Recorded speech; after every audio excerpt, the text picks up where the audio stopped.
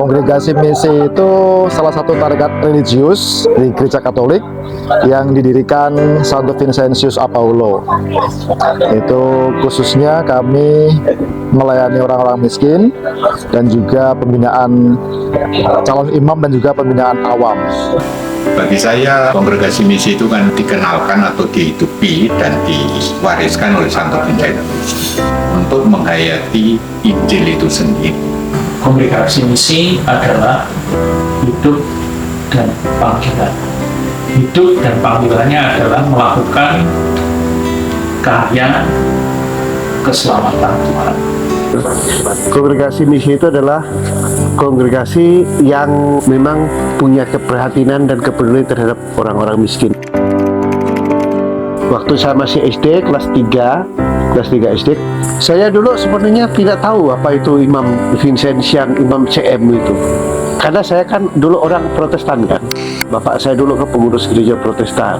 Sosok Romo yang saya jumpai itu waktu itu adalah Romo Gro. Ketika di kampung, Romo Gro itu kalau ada orang sakit, dia rawat, dia obatin. Bahkan kalau orang sakit parah itu dia gendong sendiri. Dia bawa sampai berobat ke ini. Karena dia begitu peduli dengan orang miskin, peduli dengan orang-orang sakit, peduli dengan anak-anak. Saya bilang orang tua saya ingin seperti Pastor Gro. Jadi bukan ingin menjadi pastor, tapi saya ingin menjadi seperti Pastor Gro. Saya kenal CM pertama itu waktu saya di paroki di tempat saya di Jawa Tengah di Cepu. Waktu itu parokinya dipegang sama Romo CM. Kemudian kenal juga Suster Putri Kasih. Kemudian saya inginlah seperti mereka, saya akhirnya masuk seminari. 50 tahun CM di Kalimantan Barat bagi saya itu adalah momen bagi kita untuk semakin membuka diri. Berani menanggapi tanda-tanda zaman untuk berbuat sesuatu.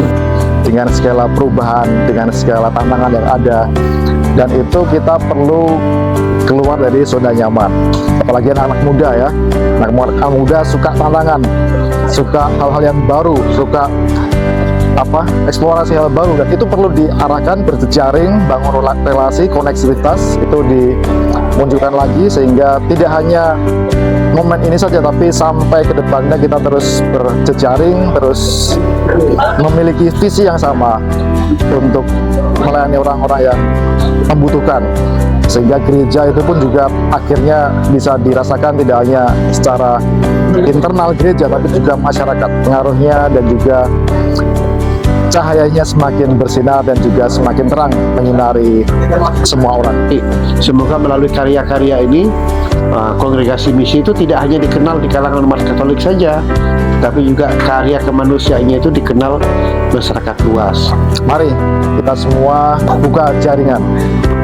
Mari kita sama-sama berkolaborasi. Kita punya satu misi yang sama, kita punya satu harapan yang baik bersama. Maka mari terlibat dalam karya besar ini.